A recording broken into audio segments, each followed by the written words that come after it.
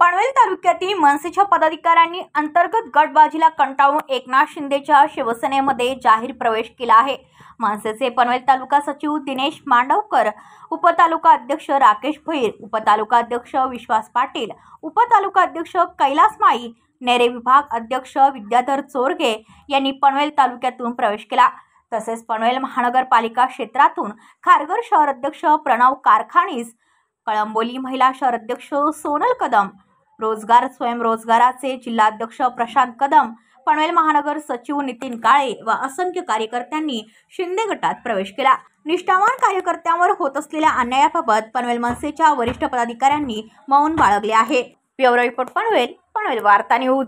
आपल्या परिसरातील बातम्या आमच्यापर्यंत पोहोचवण्यासाठी स्क्रीनवर दिलेल्या क्रमांकावर संपर्क साधू शकता।